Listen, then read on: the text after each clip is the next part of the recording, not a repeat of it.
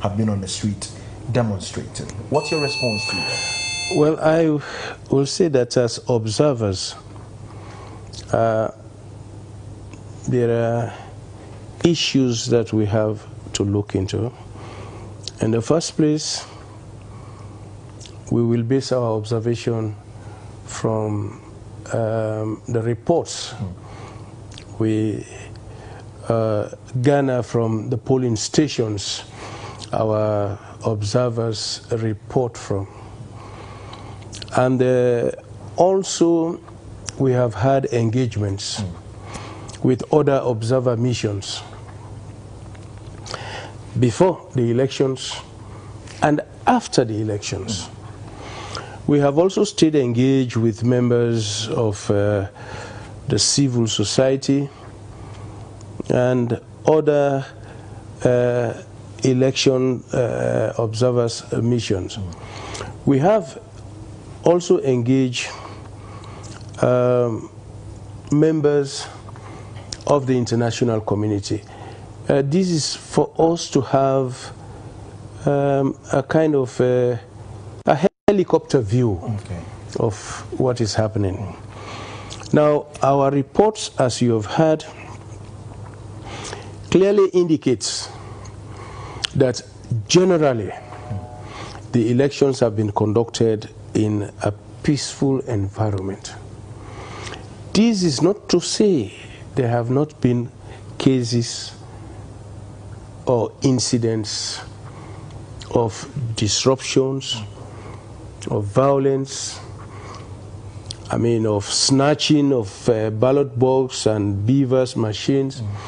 We indicated in our report that before the elections, there have been incidents of violence, including the murder of a senatorial candidate for the Labour Party, and also incidents in Kano, wherein people were killed. We appealed to the security agencies to ensure that these incidents are investigated as quickly as possible and the culprits are brought to book. We also indicated cases in which, because of the violence, INEC had cause to postpone the elections. And these were all captured in our report. But what is important is that the general atmosphere has been relatively peaceful. And we must commend Nigerians for this great achievement. What do you say to the people? What do you say to the people who are still on the street, just outside of where we are now holding this interview? My appeal, as we issued a joint statement, the AU and ECOAWS issued a joint statement, appealing for calm, appealing for peace and quiet, appealing to Nigeria to adhere to the rule of law. There are rules, there is a law, there is a process that is clearly provided for those that are not satisfied with the process to really adopt that route and go through the courts. Now, that is going to continuously be our appeal. You see, what happens in Nigeria will trickle down to other countries. There will be an election in my country in June. There will be an election in Liberia, and for next year, Ghana and others.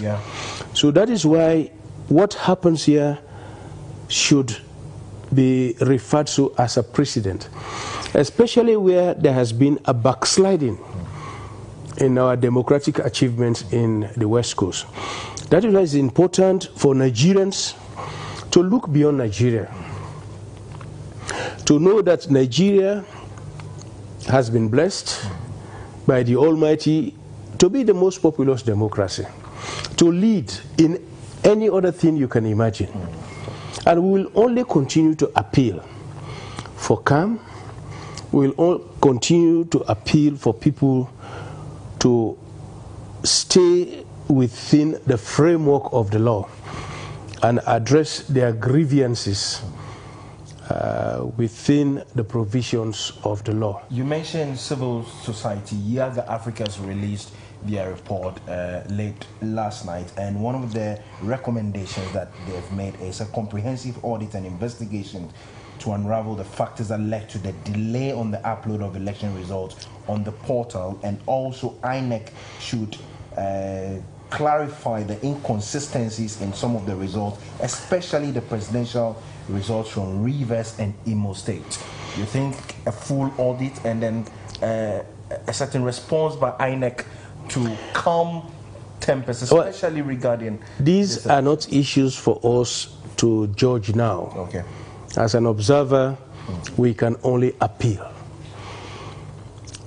The political parties, some of them have come out to indicate that they will go through the legal process. We commend them and we appeal to them to rein in their supporters to adhere to that. On the issues of verifications, on INEC not doing X, Y, Z, it is for the courts to determine. As observers, we will continue, especially ECOAWS, we will continue to appeal and appeal and appeal for peace and calm and allow the due process of the law. You met the top three, that's Tinubu, you met the Labour parties, Peter Obi and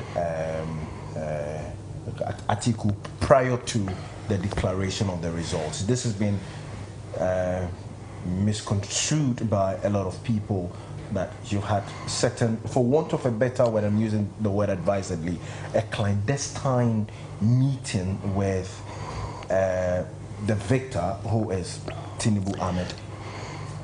Under what circumstance did the observer mission meet Tinubu and then other candidates as well? Now for ECOWAS, we have clearly two mandates. The first is election observation, and that is what we have been doing unto the point of the end of the elections.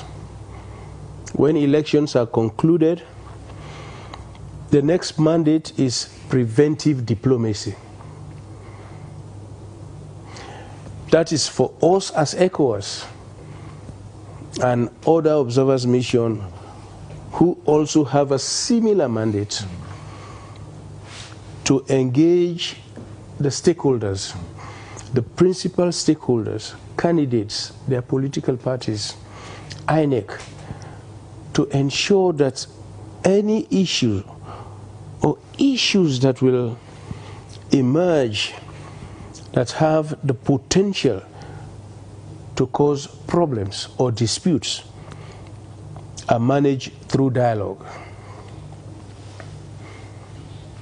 And we can only engage in a fruitful dialogue when we engage with the political leadership of all the parties. Yeah.